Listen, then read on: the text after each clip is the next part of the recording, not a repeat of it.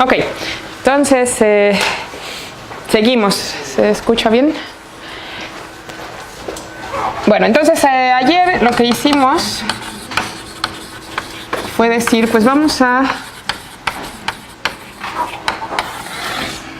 considerar esos problemas que queremos minimizar y vamos a decir cuál es el dominio de esas funciones funcionales que queremos minimizar, y ese dominio tiene que ser un espacio suficientemente bueno para que las funciones que estamos buscando pues sí vivan ahí, y además suficientemente flexible para que logremos encontrar al mínimo, ¿no? De que las herramientas de análisis nos funcionen para encontrar al mínimo de los funcionales. Entonces ayer definimos, ya nada más me dio tiempo de definir para P finito, y dijimos que pues estas iban a ser funciones, nos íbamos a quedar en dimensión 1, y tales que U es medible y más específicamente su integral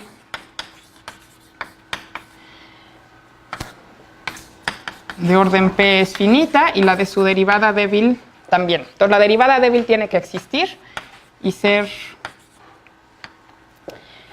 P integrable, ¿no? Estar en el espacio LP. Y para simplificarnos, lo que vamos a hacer hoy, vamos a hablar también de pues, la natural extensión de L infinito, el espacio de las funciones esencialmente acotadas, que van a ser pues, lo propio, ¿no? Las funciones que sean débilmente diferenciables y tales que tanto la función como su derivada débil estén esencialmente acotadas. Entonces, lo que requerimos es que pues, tanto la norma L infinito de U como la de la derivada débil de U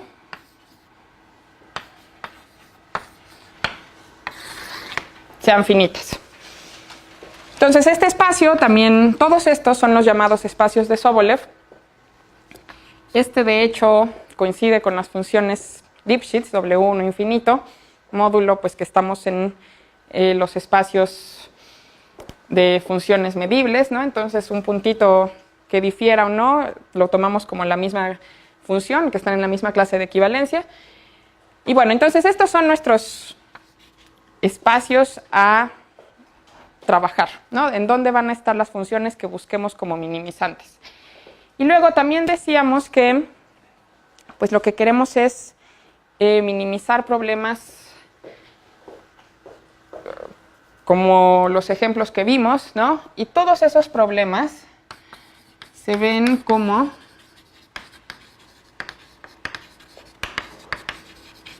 minimizar funcionales que se ven así. Son esencialmente funcionales dados por una integral de un integrando f que va a depender de la x, quizá de la función u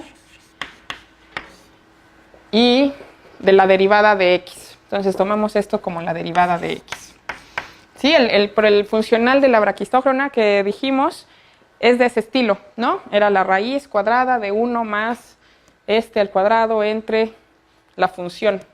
¿Sí? Entonces es eso, básicamente, es una función de u, su derivada, y puede que aparezca x también. En el de la braquistócrona en particular, la x no aparece. Entonces nuestro problema es minimizar esto en estos espacios, y decíamos también, pues no solo queremos que las funciones sean razonables, tienen que satisfacer en esos ejemplos particulares algunas condiciones, ¿no? Por ejemplo, el problema isoparamétrico, pues queríamos que la función buscada satisfaga esto, ¿no? En el problema isoparamétrico. Y eso, lo que decimos es que pues, necesitamos imponer una condición de frontera, ¿no? Estamos buscando funciones que satisfagan cierto valor en los extremos del intervalo en el que están definidas, y eso pues es la condición de frontera. Entonces, a estos espacios de funciones en donde estamos pensando que van a estar definidos nuestros funcionales, vamos a considerarlos pues pudiendo expresar también esa situación de la condición de frontera, ¿no? Entonces vamos a definir W1P sub 0 del intervalo AB como aquellas funciones que vivan en W1P de AB y tales que valgan 0 en la frontera. Entonces, por ejemplo, pues esta función vive aquí, ¿no?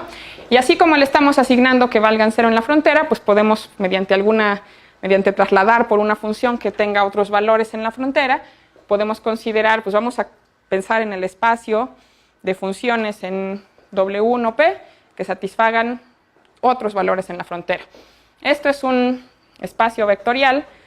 Si no estamos imponiendo condición de frontera 0, pues va a ser un espacio afín, ¿sí? No necesariamente vamos a tener ahí al 0, pero pues va a ser una traslación de esto.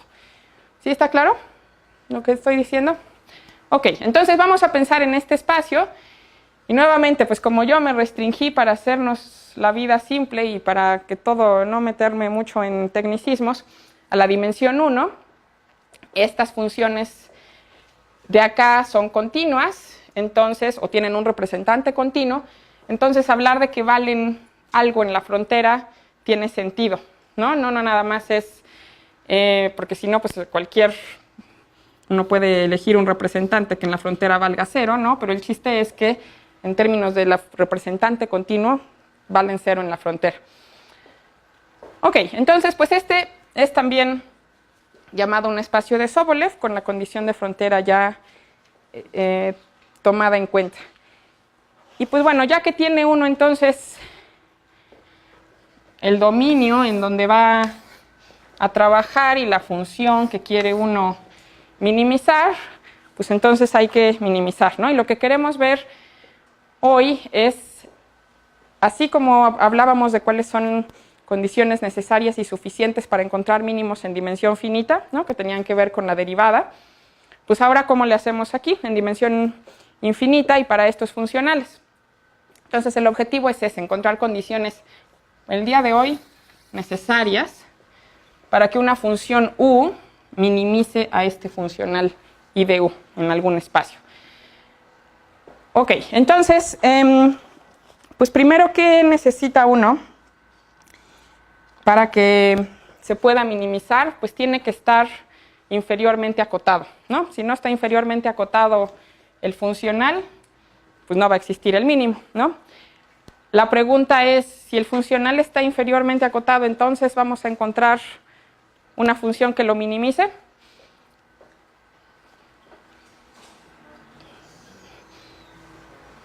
Pues ni siquiera en R, ¿no? En R, incluso por pérdida de compacidad, puede pasar que una función que está inferiormente acotada no alcance su mínimo, ¿no? Entonces,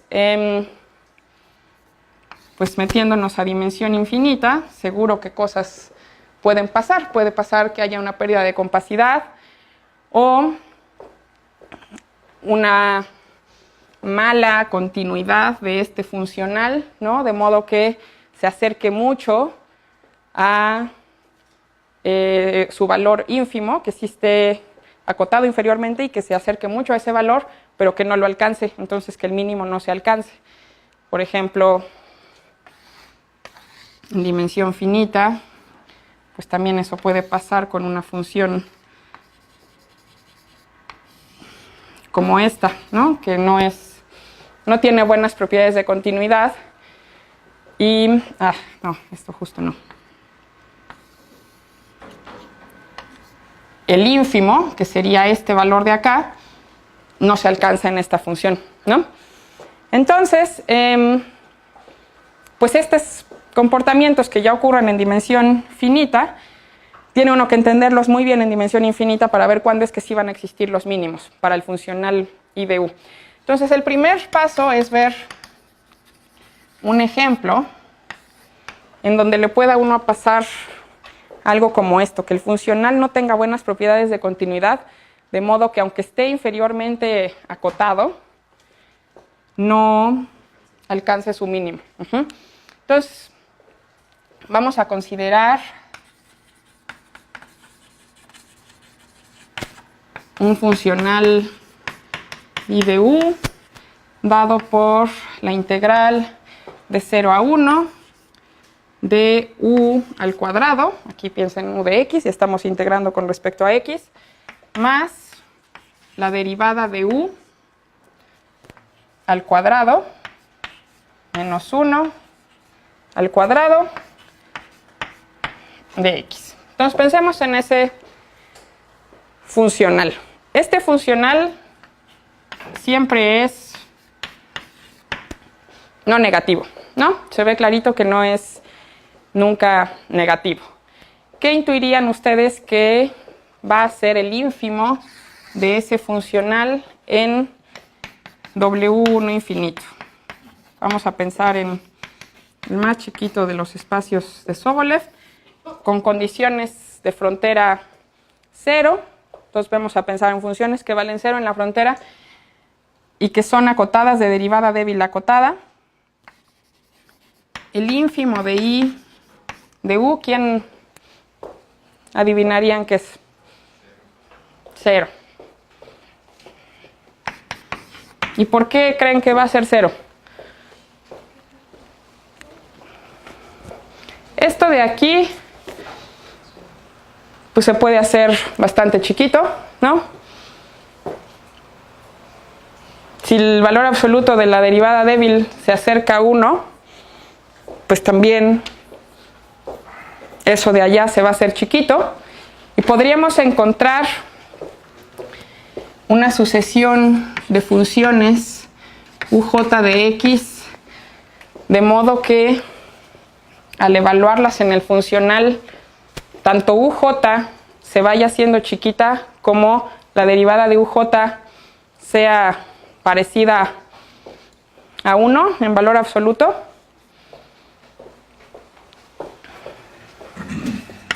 Pues por ejemplo,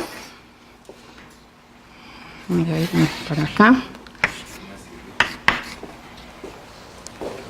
Tenemos que satisfacer condiciones de frontera 0, ¿no? Entonces, cualquier función en el espacio sobre el que estamos minimizando tiene que partir de acá y luego llegar acá. Si queremos que se vayan haciendo chiquitas, pues lo único que tenemos que hacer es irlas haciendo chiquitas en esta dirección, ¿no? Y si queremos que su derivada sea como 1, pues sí, hay que controlar las pendientes y ya estuvo, ¿no? Entonces podemos hacer piquitos como de este estilo, que se vayan haciendo chaparritos, chaparritos, pero que se vayan haciendo cada vez más para que las pendientes queden, por ejemplo, iguales a 1, ¿no? Entonces podemos de hecho darles valores. Piensen en el intervalo 0,1 en donde estamos trabajando, partámoslos en intervalitos, partamos al intervalo 0,1 en intervalos que midan, por ejemplo, 1 entre j, y en cada intervalito de tamaño 1 entre j, hagamos un triángulo isósceles que tenga esta altura, ¿no? Entonces, pues ¿cuáles van a ser las pendientes? Aquí estamos justo a la mitad. La pendiente va a ir siendo 1 menos 1, 1 menos 1, ¿no? Si quieren para... Sí, podemos ponerlo como x menos 1 entre, déjenme darles la regla exacta, menos k entre j, si estamos en el intervalito número k,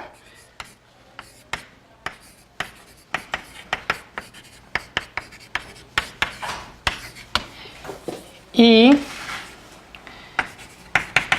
la correspondiente con pendiente negativa si X está en el siguiente medio intervalito.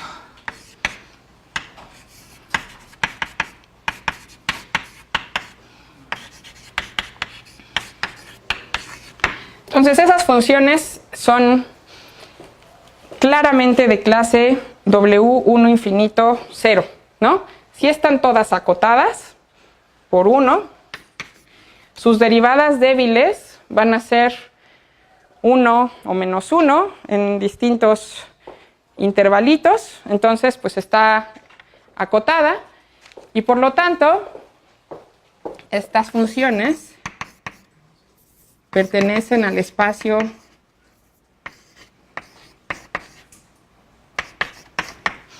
de Sobolev, en donde estamos buscando minimizar al funcional.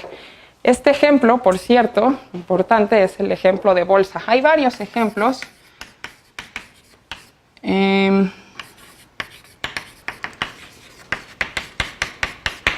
los problemas a los que se enfrenta uno en el cálculo de variaciones, cuando está uno buscando minimizar. Habrá uno de Weierstrass que tengan que ustedes hacer en sus ejercicios, pero este ejemplo es de bolsa. Y entonces, ok, tenemos funciones que están haciendo que esto de aquí se haga muy chiquito. ¿A poco no? El valor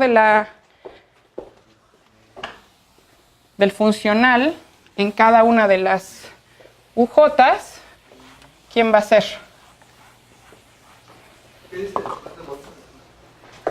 Principios del siglo XX. Ok, entonces, ¿qué estaba? Ah, sí, ¿cuánto va a valer el funcional en cada una de las UJs? Pues las derivadas siempre valen 1 menos 1, entonces de hecho esta parte se hace 0, ¿no? ¿Y cuánto vale la integral de u cuadrada?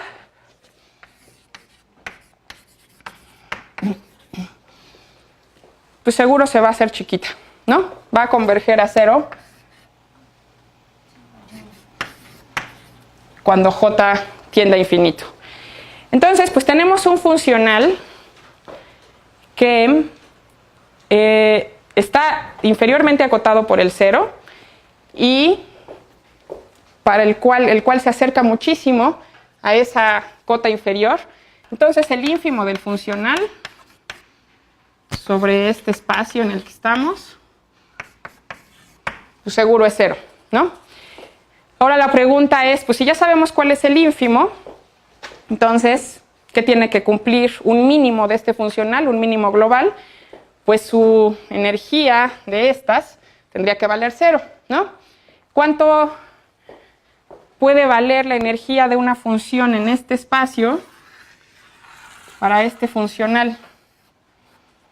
Puede haber una función de clase W1 infinito 0 que son continuas y que valen 0 en los extremos del intervalo, de modo que esto se haga 0. Pues si esto se hace 0, lo que sabemos es que la función u tiene que ser igual a 0, ¿no? Pero si esto se hace 0, la derivada de u tiene que ser de valor absoluto 1. Entonces, pues no se puede construir una función que haga eso y que al mismo tiempo sea continua, ¿no? Como las que están en W1 infinito y que valen 0 en la frontera. Entonces, no hay funciones cuya energía de este funcional sea 0, ¿sí? Pero el ínfimo no se alcanza.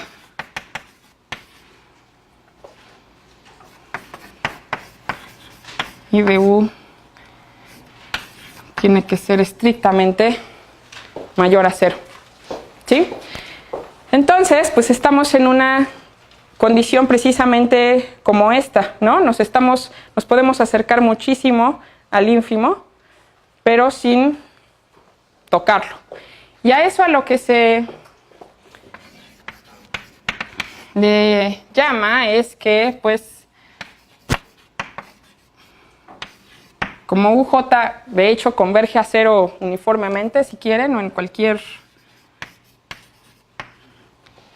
norma en la que solo esté involucrada la U,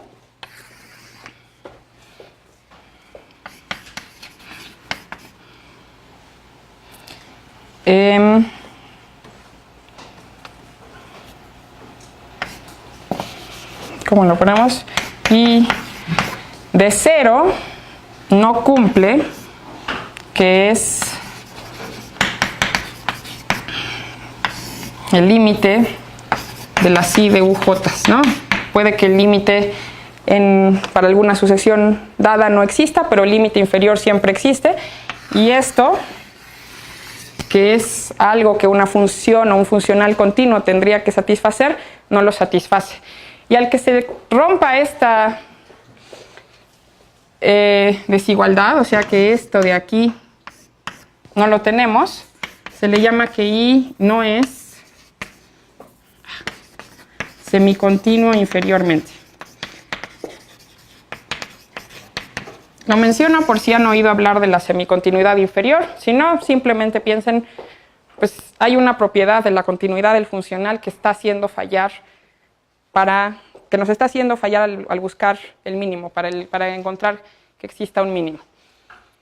Ok, entonces pueden surgir ejemplos como este, ¿no? También puede pasar que pues, el problema venga de las condiciones de frontera y demás que ya verán en sus ejercicios, ¿sí?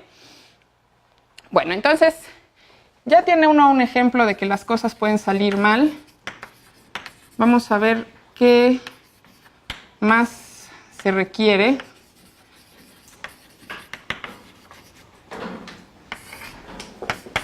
para encontrar a los mínimos.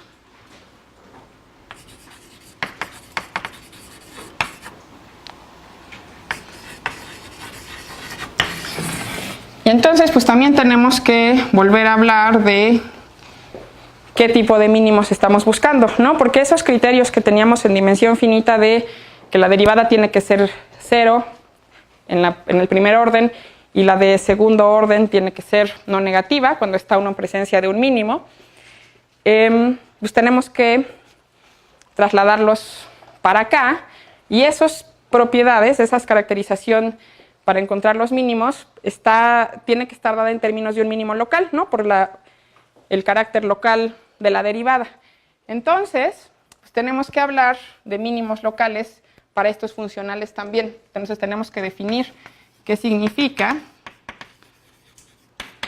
antes que nada, que una función sea mínimo local de un funcional como el I. Entonces, pues si tenemos en un W1 infinito, de nuevo me voy a quedar acá, con condiciones de frontera 0 para simplificar la situación, este va a ser un mínimo local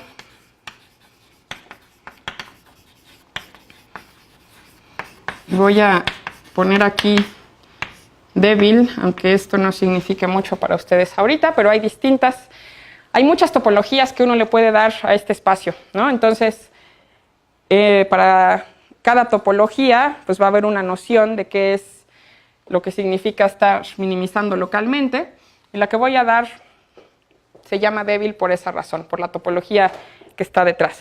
Entonces, es un mínimo local débil para el funcional I, como este en general, si ocurre pues que I de U es menor o igual que I de B para todo B que viva en el espacio, ¿no? Una de las funciones admisibles que tenemos, tal que esté cerquita de U. Y eso de estar cerquita de U es en donde entra en qué topología estamos. Me puse en la situación más sencilla para introducir esto. Entonces,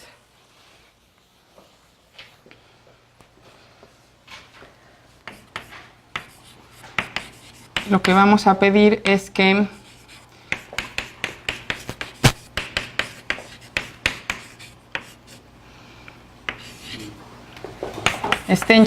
está cerquita B de U con la norma natural que uno le asigna a W1 infinito 0, que tiene que ver con la norma uniforme para B menos U y la norma uniforme para la derivada de U menos la de B. Entonces, si alguna delta hace que B y U estén así de cerquita, y eso implica que se cumple la desigualdad. Entonces vamos a decir que U es un mínimo local, ¿sí? Igualito que la noción que uno tiene de mínimos locales en dimensión finita, ¿no? ¿Por qué le llamas débil? Porque estoy trabajando con la norma W1 infinito. Cuando los mínimos, o sea, existe la noción de mínimo local fuerte, en esos lo que uno requiere es que B y U estén cerca en la norma uniforme. Y sí, es una situación mucho más exigente pedir encontrar un mínimo local fuerte, por eso me voy a quedar por ahorita con esto. Ok, entonces esos son los mínimos locales débiles. ¿Y qué necesita? ¿Qué va a ocurrir cuando está uno en presencia de un mínimo local débil? Pues la primera cosa que va a ocurrir, ¿qué se imaginan que es? Que la primera derivada va a ser 0, lo que sea que eso signifique, ¿no? La primera derivada del funcional, ¿en qué sentido? Entonces tenemos que saber derivar esto. Y pues lo vamos a hacer, como les decía yo desde el principio, restringiéndonos a lo que sabemos hacer, que es derivar en dimensión finita. Entonces es una condición necesaria para que estemos en presencia de un mínimo, que algo ocurra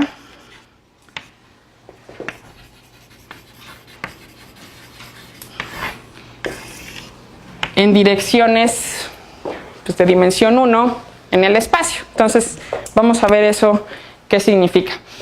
A la que vamos a obtener se llama ecuación de Euler-Lagrange. Entonces a ver, le pongo el título y ahorita les digo qué exactamente es eso. Y lo que dice es que la primera variación, la primera derivada, se anula. Entonces vamos a suponer que el funcional es una cosa general como esta,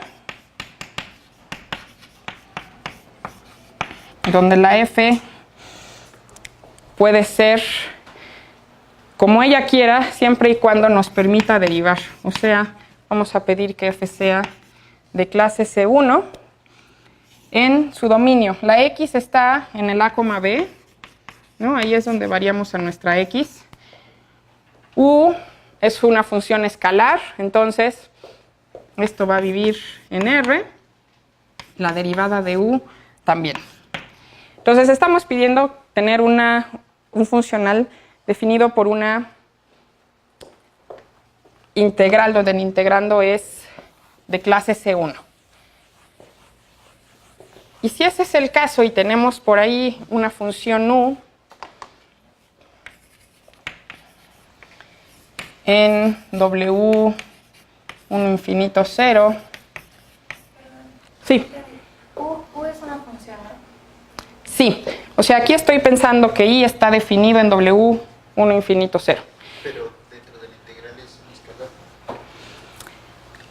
O sea, aquí ya estoy pensando que la f está evaluada en x, en u de x y en u sub x de x. A ver, si quieren se los pongo así. El funcional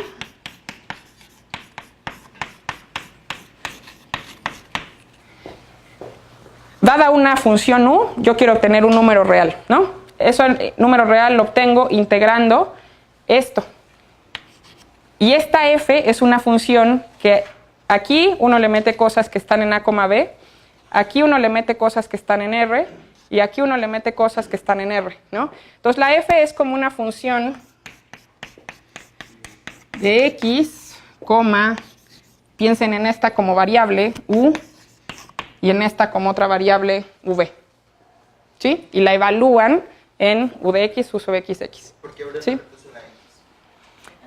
¿Por qué? Porque la estoy pensando, esta es una función pues definida en R3, ¿sí? Y ya luego la evalúas, haces la composición con estas. Porque anteriormente lo puso nada más x, u y v con x. Ajá, porque ese es el funcional. O sea, el funcional es ya para una u función en W1 infinito 0, yo quiero una integral real, ¿no? Entonces esto necesito que sea una función real definida en AB. ¿Sí? ¿Está claro lo que está escrito en la notación? Y sí, normalmente me como estas, porque si no las fórmulas quedan enormes y ya no me caben. Pero si está escrito así, estoy pensando que está evaluada en U y en U sub X, y si está escrito así, entonces es una función en R3. Ok, entonces, si U es una función de Sobolev con condición de frontera 0, la apropiada, y es un mínimo local,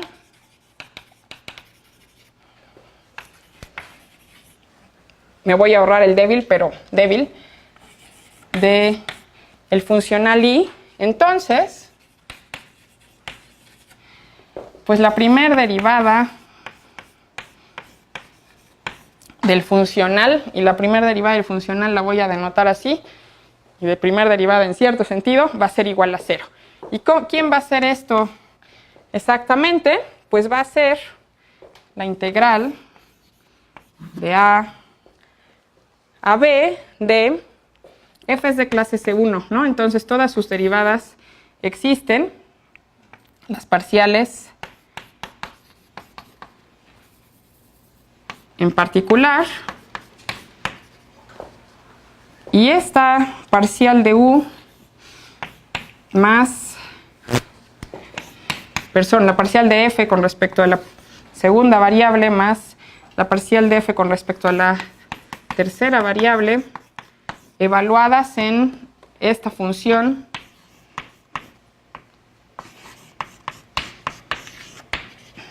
y aplicadas a phi sub x respectivamente, va a ser 0. Esto es básicamente pues la derivada de f aplicada a phi, phi sub x, ¿no? Gracias. Para toda phi que viva en el espacio que ayer definimos de funciones de clase C infinito y que valen 0 en la frontera, que por cierto, perdón, porque esta notación la usan distinto en el otro curso, entonces, pero estas son funciones que valen 0 en la frontera y de clase C infinito. ¿Sí? Ahí la f de b es como la derivada de f respecto de la u de la tercera variable. Okay. O sea, es la parcial de f respecto a esta variable. Y están sumadas, sí. O sea, esto es la integral de todo esto. Es decir, ambas formas son correctas, pero son nomenclaturas distintas, pero son correctas, ¿no? O sea, pero no estoy diciendo dos cosas de dos maneras distintas. Más bien, esto es una cosa y esto es otra cosa, pero para que tú derives f, pues la derivas respecto a Claro, y eso con respecto de eso también es... Y esto ya es la composición. O sea, piensa ahora en la parcial de f respecto a u y compónla con esta función de acá. Claro. La evalúas. Y a f sub b la evalúas en esto. ¿Sí? Entonces la notación ahí lo que significa es... Phi tiene una sola variable, ¿verdad? Ahí es phi más, no phi t. Arriba, sí, es más. Ah, perdón. Ah, sí. Más. ¿Sí? O sea, es el... Van a verlo ahorita como un producto, punto. Va a ser la derivada de f aplicada a phi, phi sub x. ¿Sí? Entonces, lo único que le estamos pidiendo a la f es ser de clase C1 para encontrar esta condición necesaria. Y, pues, ¿cómo le vamos a hacer? Vamos a derivar de la manera en la que ya sabemos. Entonces, esto lo que nos está diciendo es que vamos a tener una condición que también le vamos a llamar una especie de condición débil. De hecho, esto se llama la ecuación de Euler-Lagrange en el sentido débil. ¿Por qué? Pues porque está como en el sentido de distribuciones, ¿no? Ya hablaron también del sentido de distribuciones. Está ocurriendo algo para toda phi en el conjunto, en el espacio C infinito 0, ¿sí?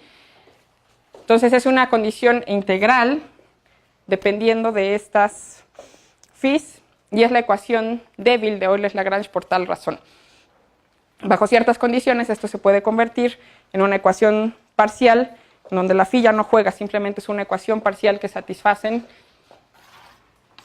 f en derivada del funcional.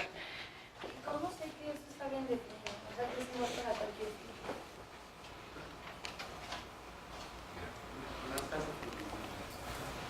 O sea, vamos a demostrar que esto pasa para toda phi. Pero sin importar quién es la phi, eso siempre va a dar 0. Esto siempre va a ser 0. Y eso es como en un sentido de distribuciones. Para toda phi, esto va a ser 0. Quizá, a ver. ¿Puedes dejar, por favor, muy claro cuál es el conjunto científico que ahora? Sí, a ver. Sí, de hecho, hasta podría cambiarle el nombre, pero... Ok, a ver, C infinito 0, de A, B, son las funciones phi tales que phi es de clase C infinito en el intervalo y phi es igual a 0 fuera de un intervalo de la forma A más epsilon, B menos epsilon. ¿Sí? Entonces vale 0 en la frontera y en un cachito más. ¿Por qué no nada más quieres que valgan 0 en la frontera? De hecho, se puede. Sí. O sea, si lo ponemos con 0 en la frontera, sí. Sí, pero de hecho no di el tecnicismo detrás, entonces se puede. Ok, entonces...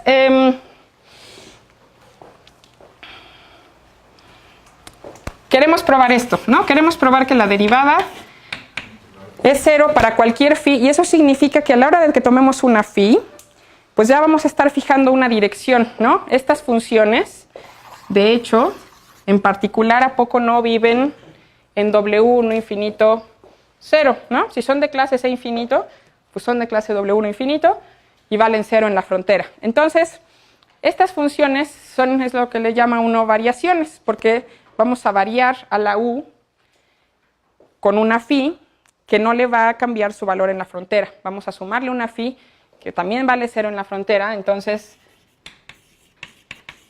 U más phi es alguien a quien podemos comparar con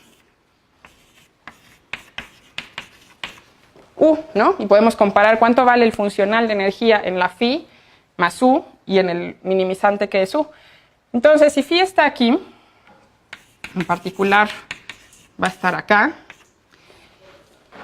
y ya la fijamos en este momento, entonces la función que voy a definir como siempre una función auxiliar en un espacio de dimensión bien finita, de los reales en los reales, dada por g de t igual a la integral que nos da el funcional en U más t por phi, U sub x más t por phi sub x. Esta es una función pues realmente real y de variable real, ¿no? Esto es un número real y para cada t yo puedo considerar este funcional evaluado en esa función, ¿no? Entonces, en este momento la phi está fija. ¿Y qué va a satisfacer esta g? ¿Cuánto vale g en 0? Es un I de U, ¿no? Y estamos suponiendo que U es un mínimo local de I. Entonces, esto a poco no va a ser siempre menor o igual que I de U más cualquier cosa que se quede ahí en el espacio en el que estamos, ¿no? Esto es menor o igual que I de U más T por phi, porque U más T por phi es una función W1 infinito 0, ¿no? Y esto es G de T. Entonces, G es una función real de variable real, definida, por cierto, en términos de cosas que pues se comportan bien. La f es C1, la integral se va a comportar bien. Todo aquí adentro es acotado, ¿no? Porque estoy suponiendo que U es W1 infinito, entonces U y su derivada están acotadas. Al meterlas en F están acotadas. Entonces, toda la integral está bien definida y satisface esta función G, que G de 0 es menor o igual que G de T, siempre. Y entonces, pues ¿qué va a pasar si g de 0 es menor o igual que g de t para toda t? El 0 es un mínimo para la función g y por lo tanto, si g resulta ser derivable, pues g' de 0 va a ser 0, ¿no? G' de 0 igual a 0 va a ser lo que nos dé precisamente esto, si les arruino el final de la historia, pero es ahí hacia donde vamos. Entonces hay que calcular g' de 0. G' de 0 está dada por un límite, ¿no? A ver, vamos a poner aquí. Calculamos g' de 0 y lo que vamos a querer es el límite de g de t menos g de 0 entre t cuando t tiende a 0, ¿no? Y eso es igual precisamente pues a el correspondiente funcional evaluado en u más t por phi. O sea, esto es la integral de AB de f de x, u más t por phi. Voy a empezar a tener problemas de espacio. U sub x más t por phi sub x. G de 0 es lo mismo, pero con t igual a 0, ¿no? Entonces, de hecho, el 1 entre t lo voy a poner por acá. Menos f de x, u sub x. Y toda esta integral respecto a x. Ok, entonces si yo quiero ver cuál es el límite cuando t tiende a 0 de esto, que es lo mismo que de esto, pues tenemos que ver esencialmente y nada más que el límite se pueda calcular, ¿no? Que realmente exista. Y estamos bajo una integral de Lebesgue, entonces para calcular límites, pues tenemos que usar los límites, los resultados que conocemos acerca de convergencia de integrales, ¿no? Cómo se comporta el límite con la integral de Lebesgue. Entonces,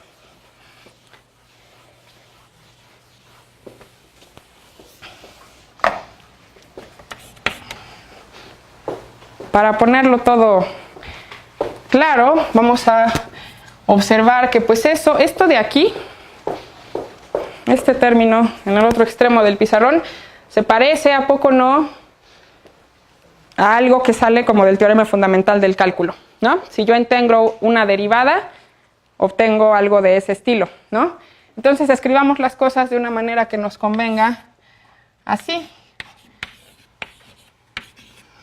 Por el teorema fundamental del cálculo, eso va a ser precisamente la integral de f sub u de x más tau t por phi, perdón, estoy haciendo algo raro, esto está mal. X, u más tau por t por phi, u sub x más tau por t por phi sub x, esto multiplicado por la phi más la derivada respecto a b de f de x de u más tau t phi, u sub x más tau t phi sub x, y esto multiplicado por phi sub x de x. Por el teorema fundamental, perdón, me falta de tau, sí. Gracias. Por el teorema fundamental del cálculo, ¿a poco no? Eso es cierto. ¿Quién es esto que estoy poniendo aquí adentro? Pues es precisamente la derivada con respecto a tau de, déjenme ponerle a todo esto estrellita, de esta función, ¿no? F de x, u más tau t phi, u sub x más tau t phi sub x. Entonces saldría también la t, ¿no? En la derivada. Es que tenemos 1 sobre t del otro lado, entonces Magia. Por eso me la ahorré por acá. Entonces, al derivar esto con respecto a tau, pues obtenemos justo lo que está aquí adentro de la integral. Entonces, la integral con respecto a tau de esto, de 0 a 1, nos da justo aquello de allá, ¿no? Ok, esto es igual a estrellita. Ok, y aquí pues ya tenemos eso a lo que yo quiero sacarle límite, es esencialmente esto. Y todo lo que está aquí adentro son funciones continuas, f es de clase C1, la u pues de hecho es continua, la phi también, u sub x y phi sub x son acotadas. Entonces todo esto de aquí, por teorema de convergencia dominada o teorema de convergencia acotada, va a converger cuando t tienda a 0, ¿a dónde?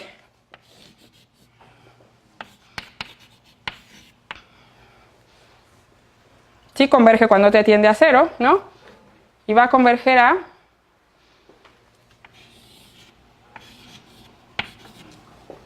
la integral de AB de f parcial respecto a u, x, u, u sub x, multiplicado por phi, más la parcial con respecto a b de f en x, u sub x, multiplicada por phi sub x de x. ¿No? La integral con respecto a tau de 0 a 1, pues sale como constante, integra a 1 y desaparece, ¿sí? Entonces esto de allá converge cuando t tiende 0 a 0 a esto, y eso significa ¿qué cosa? Pues que este límite cuando t tiende a 0 sí existe, y es eso. Y por otro lado, el límite cuando t tiende a 0 de esto, por definición de cálculo 1, es la derivada de g en 0, ¿no? Entonces, g' de 0 existe y es igual a 0. Perdón, g' de 0 es igual a 0 y es igual a esto, entonces esto es igual a 0. ¿Eso funciona porque u fue mínimo? Sí, esto funciona porque u fue un mínimo y entonces g de 0 era menor o igual que g de t para cualquier t. Y esa derivada de delta y u no la podemos aplicar para otras u, porque ya no necesariamente coinciden con cualquier phi. O sea, si aquí no tienes, si u no es un mínimo local, nosotros no sabemos que esta desigualdad se dé cuando le aplicamos el funcional a una variación de u, ¿no? Esto se va a ir haciendo chiquito cuando t se haga chiquito, en la dirección de phi. ¿Sí? Estamos yéndonos a dimensión 1 en dirección de phi. En las variaciones en la dirección de phi, y ahí pues es en donde obtenemos que la primer variación es igual a 0. La primer derivada es igual a 0. ¿Sí? Pero si, o sea, como condición, si no es mínimo, ni siquiera sé si la puedo calcular.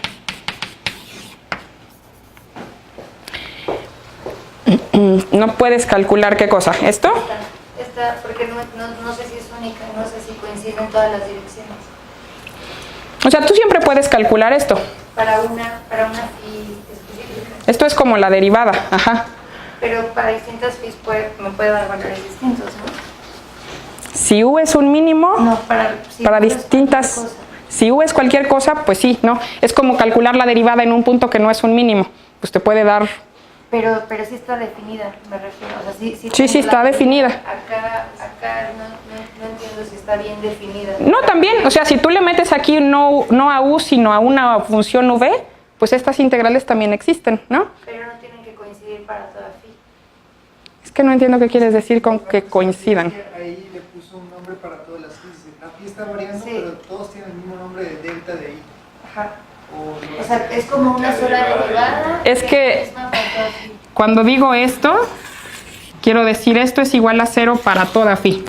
El para todo está adentro del paréntesis del enunciado. Le pones ese nombre cuando es 0, ¿no? Ajá, solo cuando es 0 puedo... O sea, eso significa lo de abajo. Ajá, esto significa... Igual, ¿no? Hay dos igual, hay igual. Ese es igual y Ajá, es igual.